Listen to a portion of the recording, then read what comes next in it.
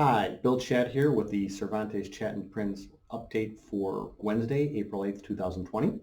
We're going to go right to a programming note. We are in a holiday week. Passover is starting shortly here, and Easter's coming up, so we will not be doing our regular Friday webinar session. We are going to instead be back up and running on Friday, April 17th. That'll be a 2 p.m. slot. And I will be joined as usual by Bob Prince and Betsy Gueron from ACTA as moderator. We will also be joined by Karen Skorik from Canty & Associates, as well as Marco Quintana from Bank Leumi. We're going to cover financial and accounting issues that associations are either facing now or very well may be facing as we kind of tough our way through this shutdown. We will also open a little bit more time on that webinar for a Ask an Attorney session, so we'll see how that goes.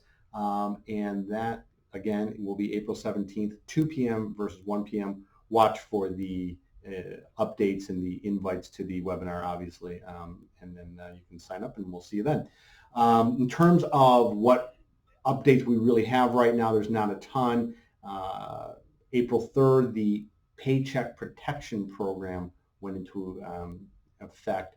It's got off to a rocky start. Very few lenders were really ready for it. Some lenders that I think a lot of borrowers would have expected to be participating, while they may eventually, they weren't ready for it. And so the applications are just starting to work their way through the system now. In terms of associations, the Paycheck Protection Program, this is the one that's more payroll-based. So if your association has genuine employees, this may be an option, and in certain instances, part of, or depending on how your loan works out, all of it could be forgiven, and it has a very low interest rate. So it's something to perhaps talk with your property manager, your accountant, your attorney, see if they can give you any information on it, because it's there. The other one, and hopefully we'll be able to go a little bit more into depth with Marco from Bank Leumi, will be the SBA disaster assistance loans. There is a not-for-profit rate on these loans, and now the issue with that is the definition of not-for-profit under the federal guise versus the fact that a association is a not-for-profit under Illinois law. That's what I think needs to be hammered out. But there is a provision for loss of revenue and things like that. So could this be an option for associations? We'll try to find out more and have that for you on the 17th. And again, we'll discuss that with Marco. That said, let's turn to real estate. Now that the shutdown is in effect, we are obviously seeing some effect on real estate. If you've been keeping track with Mark, our managing partner in real estate, he'll tell you that he is actually still doing closings, and all of our title companies are doing everything they can to keep the pipeline going. And I know some realtors that are actually very busy. So it is not all gloom and doom, at least in the real estate market. Which is good news because we are really off to actually a good spring market in Chicago. There were the year over year for Chicago was actually really good. There was a 19% increase for March year over year as far as homes going under contract. Now you'd have to assume that most of that was front end and before the shutdown, but there are contracts being entered into now. With the shutdown, however, in the city, homes newly on the market dropped sharply for the week that ended March 21st year over year. There was a 17% decline. March 21st was also the first day of the shutdown. Again, March overall listings were year over year up 11%. However, for the week of March 21st, 895 homes entered the market for sale, and that's a 34% decrease year over year for the week ending March 21st. Year over year, January and February numbers were actually good. They were 5% up prior to the pandemic, and March was off to a good start, like I said. Interesting, pricing has not necessarily gone down. Sellers have not necessarily panic priced their homes. So there's still some rigidity in pricing, which if you're a seller, that's a good thing.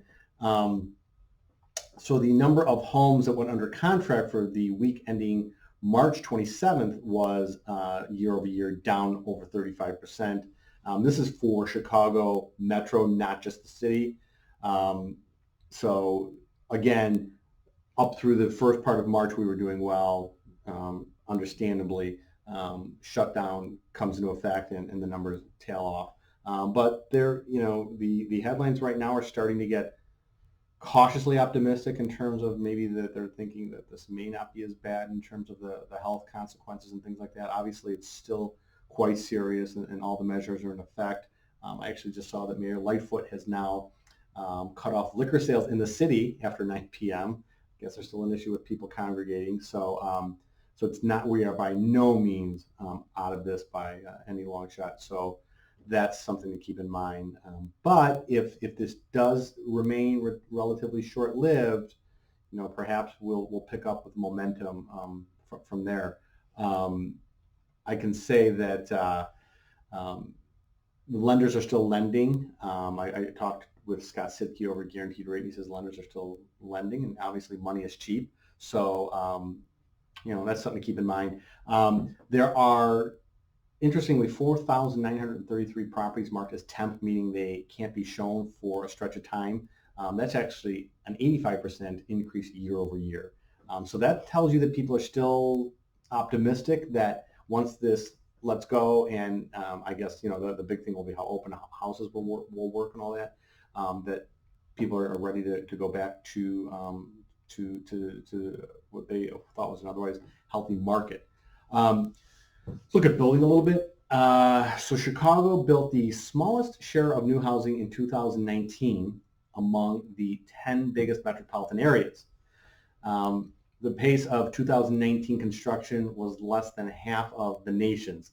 2019 wasn't a good year for Chicago. I think a big part of that is probably the population drain that's going on around Chicago.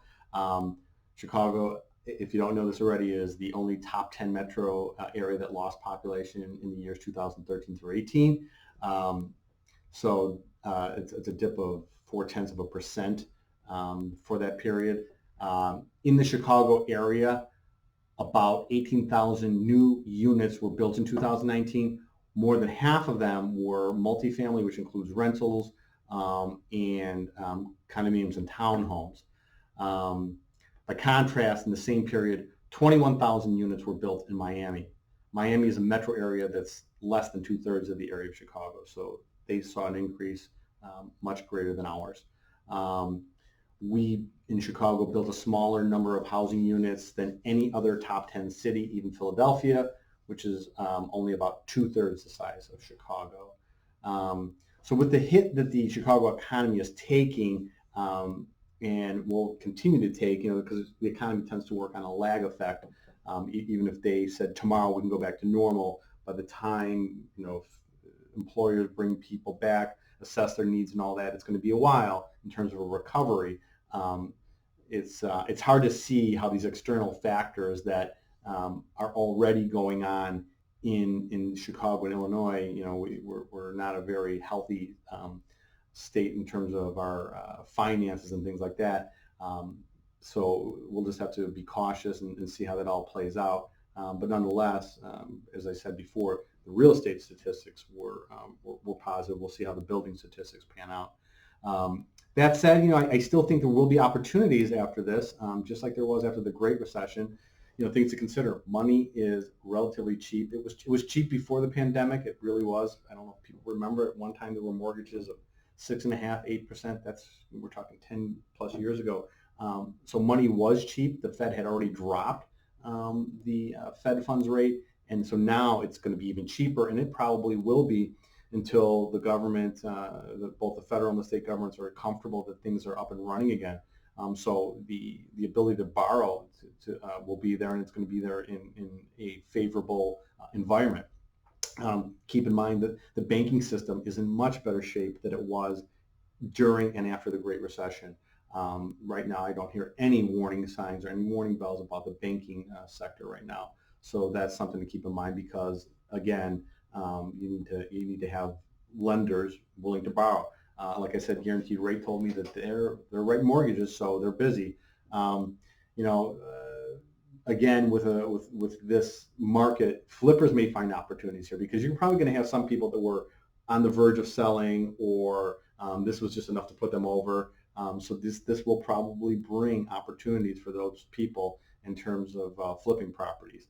There may be some panic selling. We'll see. And then I think rentals will probably continue to be strong. They were strong already.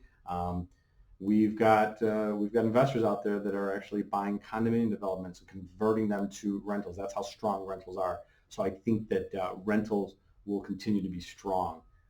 So that's it for tonight. I want to just kind of get a brief update out there. And again, keep in mind on that programming note, there will not be a webinar this Friday, but instead will be April 17th. Everyone enjoy your holiday, stay safe, stay at least 6 feet apart, and don't let up. Let's get this thing knocked out so we can all go back to normal. Have a good night.